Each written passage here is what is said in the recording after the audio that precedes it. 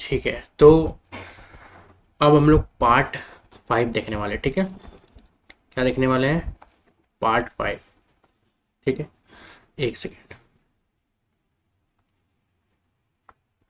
तो हम लोग क्या देखेंगे? पार्ट 5, ठीक है, सॉरी पार्ट 12, जो कि finance property contracts and suits including right to property, जो 300 ए में है, ठीक है।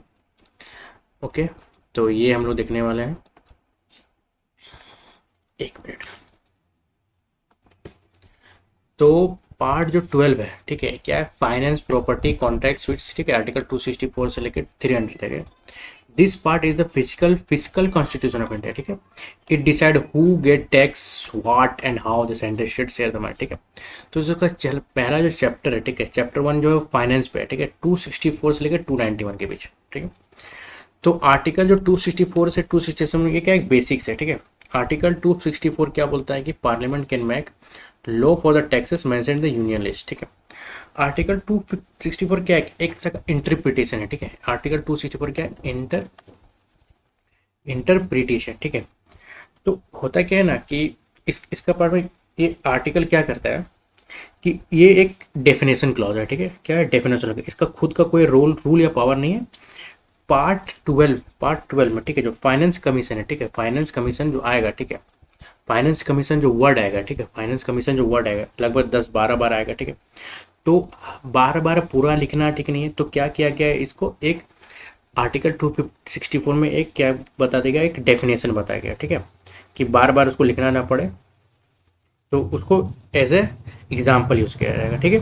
क्योंकि आर्टिकल 264 और आर्टिकल 280, ठीक है, की तरफ आर्टिकल 264 जो है वो आर्टिकल 280 की तरफ पॉइंट करता है, ठीक है। जो दो लाइन में समझ लो कि हाँ, आर्टिकल 264 इज ए डेफिनेशन, ठीक है। तो आर्टिकल 280 बोलता है क्या है? आर्टिकल 280 बोलता है कि प्रेसिडेंट जो है, प्रेसिडेंट, आर्टिकल 250 क्या होता है? प्रेसिडेंट, प्रेसिडेंट जो है वो हर 5 साल में एक फाइनेंस कमीशन बनाएगा। इसका काम है कि सेंटर और स्टेट का बीच का जो टैक्स पैसा है कैसे बढ़ाएगा, ठीक है। तो आर्टिकल 264 बेसिकली क्या बोलता है कि पार्ट 12 में फाइनेंस कमीशन का जिक्र आएगा, तो घबराना नहीं है। मतलब मेन आर्टिकल 280 वाली बॉडी की बात कर रहा हूँ, ठीक है। तो आर्टिकल 264 क्या है? बेसिकली एक इंटरप्रिटेशन है। तो हुआ क्या था कि पहले आर्टिकल 264 में कुछ और था, ठीक है। तो 1950 में, और 1950 में, एक मिनट, 1950 में, ठीक है, जो सेवन्थ अमेंडमेंट होता है, ठीक है, सेवन्थ अमेंडमेंट होता है, जो कि होता है क्या होता है, 1956 में एक सेवन्थ अमेंडमेंट होता है। तो इसमें क्या होता है? स्टेट रीऑर्गेनाइजेशन एक्ट आता है, ठीक है। तो उस टाइम क्या होता है? Part A, part B, part C states काम करते थे, ठीक है, स्टेट बने थे, ठीक है। इस साथ में फाइनेंस कमीशन से रिलेटेड कुछ टेक्निकल चीज़ें भी अपडेट करनी पड़ी। तो पुराना जो आर्टिकल 264 को हटा के नया आर्टिकल 264 डाला गया, जो कि सिर्फ क्या है? सिर्फ डेफिनेशन करता है, ठीक है। तो एक नवंबर 1956 क्या है इंपॉर्टेंट? उस दिन क्या होता है? स्टेट का रीऑर्गेनाइजेशन होता है, ठीक है। तो ये रहा आर्टिकल 264, बेसिकली डीप में देखिए। चलो नेक्स्ट आर्टिकल 264 है, तो 265 भी होगा। तो 265 में बोलता है कि no tax shall be levied or collect except by the authority of law, ठीक है। आर्टिकल 260 से क्या होता है कि कानून के बिना कोई टैक्स नहीं लगा सकता, ना ही वसूल सकता। क्या? यहाँ पे दो बात है, एक है लीव्ड, ठीक है, लेवी। एक मिनट, यहाँ पे दो बात क्या है? एक है लेवी, LEVI, LEVY, लीवी, लीव यानी, और एक कलेक्शन, ठीक है, ठीक है। तो लीव मतलब क्या होता है? टैक्स लगाना, ठीक है। सिर्फ पार्लियामेंट या स्टेट का असेंबली जो है कानून बनाकर टैक्स लगा सकता है। और कलेक्शन या टैक्स को वसूलना, कानून में प्रोसेस दिया गया है कि गवर्नमेंट पैसा कैसे लेगा, ठीक है। अगर फॉर एग्जाम्पल अगर तुम्हारे म्यूनसिपलिटी में अगर स्वच्छ भारत टैक्स लग रहा है, ठीक है, मांग रहा है, और अगर कोई एक्ट ही नहीं है कि टैक्स लेना है, कोई एक्ट ही नहीं है, तो आर्टिकल 250 के हिसाब से वो इलीगल होगा, कोर्ट में चैलेंज हो सकता है। तो इंपॉर्टेंट क्या है इसमें कि लॉ का मतलब सिर्फ एक्ट होता है, ठीक है। लॉ का मतलब सिर्फ एक्ट होता है। गवर्नमेंट का सर्कुलर या ऑफिसर का ऑर्डर नहीं चलेगा, ठीक है। सर्कुलर ऑर्डर चल रहा है वो सब नहीं चलेगा, ठीक है। सो नेक्स्ट आर्टिकल्स है वो फंड्स के बारे में, ठीक है। किसके बारे में? फंड्स के बारे में। तो constitution of India provide 3 kinds of funds to the central government, ठीक है। कंसोलिडेटेड अकाउंट जो कि 266 में, पब्लिक अकाउंट जो है 266 का 2 में, और कॉन्टीजेंसी फंड 267 में, ठीक है। तो कंसोलिडेटेड फंड ऑफ इंडिया देखा जाए तो पहले, तो कंसोलिडेटेड फंड ऑफ इंडिया, ठीक है, तो ये किस में, आर्टिकल 266 में, 266, it is fund which is all recipient और क्रेडिट, ठीक है, payment, in the other words all revenue received by government, all the loan raise by the government by the issue by the treasury bill, local ways mention advance, ठीक है, all money received by the government repayment, ठीक है, ये सब जो भी है हम इसको समझते हैं। तो कंसोलिडेटेड फंड ऑफ इंडिया और स्टेट, ठीक है, इसमें क्या है, सारी रेवेन्यू, ठीक है, सारा रेवेन्यू जो कि इनकम टैक्स है, जीएसटी का सेंटर का हिस्सा, कस्टम्स, लोन जो गवर्नमेंट लेती है, ठीक है, मार्केट से उधार लिया, आरबीआई से ट्रेजरी बिल्स लिया, ठीक है, वेज लिया मीन्स एडवांस लिया, ठीक है, लोन वापस आया, ठीक है, किसी स्टेट ने सेंटर से लोन लिया था और वापस कर दिया, तो वो पैसा CFI यानी कॉन्सुलेट फंड में आएगा, ठीक है। तो यही सब है पूरा कॉन्सुलेट फंड ऑफ इंडिया, ठीक है। लेकिन आर्टिकल एक है 266 का 3, ठीक, आर्टिकल 266 का 3 क्या बोलता है, CFI यानी कॉन्सुलेट फंड ऑफ इंडिया से 1 रुपये भी बिना कानून के नहीं निकल सकता, ठीक है। तो यहाँ पे क्या होता है, एप्रोप्रिएशन बिल लाया जाता है, ठीक है। यहाँ पे क्या होता है, इसलिए हर साल बजट के बाद एप्रोप्रिएशन एक्ट पास होता है, तभी गवर्नमेंट खर्चा कर पाती है, ठीक है। नेक्स्ट इज आर्टिकल 266 का 2, ठीक है, ये क्या बोलता है, पब्लिक अकाउंट्स ऑफ इंडिया, 266 का 2 पब्लिक अकाउंट्स ऑफ इंडिया, ठीक है। तो यहाँ पे क्या होता है, ये क्या है, जहाँ गवर्नमेंट के पास पैसा नहीं है बल्कि पब्लिक का पैसा गवर्नमेंट के पास है, क्या हो गया, अमानत के रूप में रखा गया, ठीक है। All the public money other than the consolidated fund received by on the behalf of the government of India shall be credited public account of India, ठीक है। तो ये क्या एग्जांपल, जैसे कि PF हो गया, पोस्ट ऑफिस सेविंग हो गया, कोर्ट में जमा डिपॉजिट हो गया, इलेक्शन कैंडिडेट का जो सिक्योरिटी होगा वो सब हो गया। अब CFI यानी कंसोलिडेटेड फंड ऑफ इंडिया और पब्लिक अकाउंट में फ़र्क क्या है कि CFI से पैसा निकालने के लिए पार्लियामेंट की परमिशन लेनी होगी, पब्लिक अकाउंट से निकालने के लिए नहीं, क्योंकि वो गवर्नमेंट का पैसा ही नहीं है, तो वापस करना है क्या, ठीक, उसे वापस करना है, ठीक है, वो गवर्नमेंट का पैसा ही नहीं है, उसको वापस करना है। This is account to operate the executive action, ठीक है, payment account. Next is article 267, ठीक है, आर्टिकल 267 कौन है, कॉन्टीजेंसी फंड ऑफ इंडिया, ठीक है। तो एक इसमें 267 में 267, तो इसमें क्या बोल रहा है, constitution authorise the parliament to such establish a contingency fund of India, establish करने बोला गया है, into which amount determine the law, ठीक है। इसको एक बार देखिए ना, तो इसमें कॉन्टीजेंसी फंड ऑफ इंडिया क्या होता है, ये क्या इमरजेंसी वाला वॉलेट है, ठीक है, एक तरह का वॉलेट है, ठीक है, पैसा, तो ये क्या है, इमरजेंसी के लिए, इमरजेंसी के लिए कैसे काम करता है, पार्लियामेंट एक कॉन्टीजेंसी फंड ऑफ इंडिया बनाती है, ठीक है। अभी जो उसका साइज कितना है, अभी उसका साइज है 30,000 करोड़, ठीक है, एक इमरजेंसी फंड में है 30,000 करोड़ अभी इंडिया के पास, ठीक है। ये पैसा प्रेसिडेंट के डिस्पोजल में रहता है, ये कहाँ रहता है, प्रेसिडेंट के, ठीक है, बिहाफ ऑफ प्रेसिडेंट डिस्पोजल, ठीक है।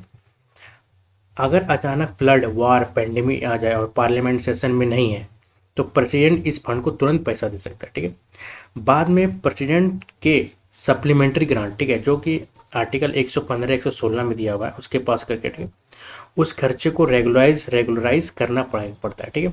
फिर CFI यानी contingency consolidated fund of India से उतना पैसा वापस कॉन्टीजेंसी फंड में डाल दिया जाता है। तो कॉन्टीजेंसी फंड क्या हो गया, एक इमरजेंसी फंड हो गया। तो कॉन्टीजेंसी फंड जब खत्म हो जाता है तो फिर CFI यानी कंसोलिडेटेड फंड ऑफ इंडिया से जो पैसा, जितना पैसा कॉन्टीजेंसी फंड से निकाला गया वापस उसमें डाल दिया जाता है, ठीक है। स्टेट के लिए 267 टू सेम गवर्नर के पास होता है असेंबली के बाद, ठीक है, आर्टिकल। तो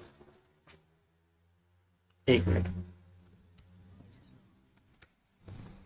तो ये रहा पूरा contingency fund of India and consolidated fund of India. अब आर्टिकल 268 देखा जाएगा, ठीक है। टू आर्टिकल आर्टिकल 268 से लेकर डिस्ट्रीब्यूशन ऑफ रेवेन्यू, ठीक है। आर्टिकल 268 में क्या है, duties by the centre but collected and kept by the state, ठीक है, लाइक स्टैम्प ड्यूटी, ठीक है। इसमें होता क्या है कि स्टैम्प ड्यूटी को जुगाड़, ठीक है, स्टैम्प ड्यूटी के कानून सेंटर बनाएंगे क्योंकि ये यूनियन लिस्ट के अंदर आता है, ठीक है। पर कलेक्शन कौन करेगा, कलेक्शन करेगा यूनियन टेरेटरीज, ठीक है। यूनियन टेरेटरी में सेंटर खुद करेगा और स्टेट में सेंट्रल गवर्नमेंट करेगा। 268 का जो 2 है, ठीक है, 268 का जो 2 है, एक मिनट, 268 का जो 2 है, कहाँ गया, एक सेकेंड, ठीक है। 268 का जो 2 क्लॉज बोलता है, ठीक है, कमल क्या, जो पैसा स्टेट में क्लोट होगा वो सेंटर के कॉन्सुलेट फंड में जाएगा नहीं, ठीक है, डायरेक्ट स्टेट को मिलेगा, ठीक है। ये था जैसे कि अब, ठीक है, पहले मेडिकल जैसे कि टॉयलेट हो गया, उसको प्रिपरेशन पे एक्साइज, ठीक है, इसमें जीएसटी के आने के बाद 101 अमेंडमेंट 2016 में हटा दिया गया, ठीक है। अब वो पूरा जीएसटी में चला गया। इसमें क्या था कि पहले जैसे कि स्टैम्प ड्यूटी के रजिस्ट्रेशन पर स्टैम्प ड्यूटी, ठीक है, लगती थी, ठीक है। तो एक्ट टू द पार्लियामेंट का क्या है कि इंडियन स्टैम्प एक्ट जो 1899 का था, ठीक है, स्टैम्प का जो एक्ट था, स्टैम्प का एक्ट 1899, ठीक है, पर पैसा लगता था, स्टेट गवर्नमेंट वसूलता था, ठीक है, जो कि स्टेट का खजाना में जाता था, सेंटर को कुछ नहीं मिलता था। तो इस बाद में इसको हटा दिया गया, तो जीएसटी को क्या किया, रिप्लेस कर दिया है।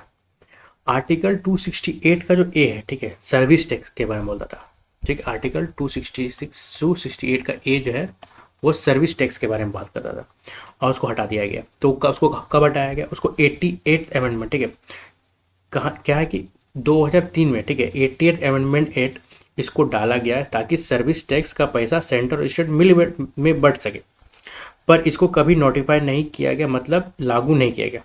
2016 में जीएसटी आया, 101 अमेंडमेंट जो जीएसटी ने सर्विस टैक्स को ख़त्म कर दिया, इसलिए 16 सितंबर 2016 को 68 को कॉन्स्टिट्यूशन में से पूरा हटा दिया गया, ठीक है। आर्टिकल 268 को इसको ओमिट कर दिया, सर्विस टैक्स था वो हट गया, ठीक है।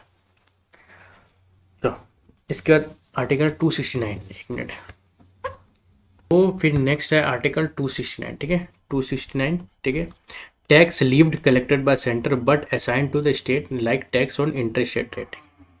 इसमें होता है क्या है ना कि जो टैक्स जो लीव है, ठीक है, लगाएगा और कलेक्ट जो करेगा, ठीक है, टैक्स लगाएगा कौन, यूनियन, और कलेक्ट करेगा स्टेट। ये आर्टिकल क्या है, इंटर स्टेट ट्रेड का जो पुराना टैक्स सिस्टम है उसका बेस था। जीएसटी आने से पहले सेंट्रल सेल्स टैक्स यहीं से चलता था, अब इसका स्कोप बहुत कम हो गया, ठीक है। अब इसको हम आर्टिकल 269 में देखते हैं। आर्टिकल 269 का जो 1 है, ठीक है, इसमें क्या रूल है ना कि टैक्स ऑन द सेल और परचेस ऑफ गुड्स, ठीक है, ये लोग दोनों, सेल टैक्स जो लगेगा खरीदने में, परचेस करने में, प्लस टैक्स ऑन कंसाइनमेंट, ठीक है, जो कि आर्टिकल 269 का ए में आता है, ठीक है। 2-3 चीज़ हो गया, क्या, एक सेल हो गया, एक प्रोडक्ट हो गया, परचेज हो गया, और प्लस कंसाइनमेंट, ठीक है, बोला कि हम यहाँ से वहाँ भेज रहे हैं, बेच नहीं रहे, हम कंसाइनमेंट भेज रहे हैं, ठीक है। तो वो आर्टिकल 269 में आता है। सेंटर लगाया, ठीक, कलेक्ट किया, सेंटर इसमें टैक्स लगाया, कलेक्ट किया और स्टेट को भी दिया। तो इसमें 3 इंपॉर्टेंट टुकड़ा है, ठीक है। पहला कि sales tax on the sale, देखो टैक्स लगेगा सेल में, और परचेस जो कर रहा है उसमें भी टैक्स लगेगा, ठीक है। तो इसका 269 का 1 क्या बोलता है, 1 में ए है, बोलता है कि इसका मतलब सिर्फ एक इंटर स्टेट सेल परचेस है, लोकल सेल नहीं, ठीक है। और न्यूज़पेपर, जैसे न्यूज़पेपर जो है पर स्टेट टैक्स नहीं लग सकता है, यूनियन लिस्ट एंड यूनियन, ये यूनियन लिस्ट के अंदर आता है, ठीक है। Tax on the consignment of good, ठीक है। अब एक कंपनी दूसरे कंपनी को एक कंसाइनमेंट भेजा, ठीक है, ठीक है, अगर एक वो माल, वो अगर गुड्स है एक स्टेट से दूसरा स्टेट भेज रहा है, चाहे खुद का ही ब्रांच कोई भेज क्यों नहीं रहा हो, टैक्स लगेगा, ठीक है। तो ये कब जोड़ा गया, ठीक है, कंसाइनमेंट में, ठीक है, कंसाइनमेंट जो होता है ना एक स्टेट से दूसरा स्टेट, तो ये इसको कब जोड़ा गया, ये 46 अमेंडमेंट 1982 को जोड़ा, ठीक है। तो नेक्स्ट इज आर्टिकल 269 में क्या है कि 101 अमेंडमेंट वाज सोल्ड, ठीक है, जीएसटी के आने के बाद, ठीक है, उसमें सर्विस का जो इंटर स्टेट टैक्स जो 269 एम है वो चला गया, खत्म हो गया, ठीक है। अब जो सिर्फ एक स्टेट से दूसरा स्टेट अगर जा रहा है वो सामान, तो सिर्फ जो 5 चीज़ है ना उसमें लगता है, क्योंकि अब तो सारा कुछ जीएसटी में चला गया है। तो अब कुछ कुछ जो चीज़ जीएसटी में नहीं है, जैसे पेट्रोलियम, अल्कोहल, ठीक है, ये सब जीएसटी में नहीं है, तो इसके अंदर इसके क्या है, 269(1) के तहत इसको टैक्स लगता है। आर्टिकल 269 का 2 में क्या बोलता है, आर्टिकल 269 का 2 में 269 का 2 में क्या बोलता है कि जो टैक्स कलेक्ट होगा, ठीक है, उसका नो नेट प्रोसीड्स, ठीक है, कॉन्सुलेट फंड ऑफ इंडिया नहीं बनेगा, यूनियन टेरिटरी का हिस्सा निकलेगा, बाकी स्टेट को भी देंगे, ठीक है। नेट प्रोसीड्स क्या होता है, total collection minus cost of collection, ठीक है। टोटल कलेक्शन जितना हुआ और कलेक्शन करने में जितना पैसा खर्चा हुआ, ठीक है, वसूली करने में जितना पैसा होगा उसको बोलते हैं नेट प्रोसीड।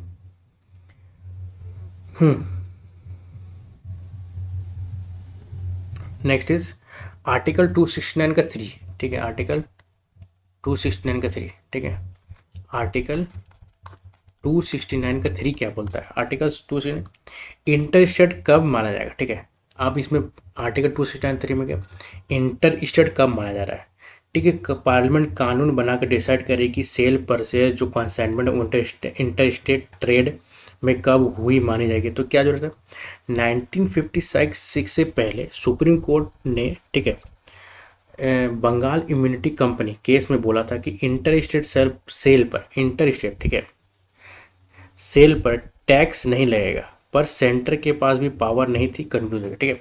तो सिक्स्थ अमेंडमेंट जो 1956 हुआ था, ठीक, सिक्स अमेंडमेंट 1956 हुआ था, तो उसमें 269 का 3 को जोड़ा, ठीक है। और पार्लियामेंट ने सेंट्रल सेल टैक्स, ठीक है, क्या बनाया, सेंट्रल सेल्स टैक्स 1956, ठीक है, बना दिया। उसमें क्या सेक्शन 3 में लिखा कि अगर सेल के वजह से माल एक स्टेट से दूसरे स्टेट मूव करता है तो इंटर स्टेट सेल ही कहा जाएगा, ठीक है।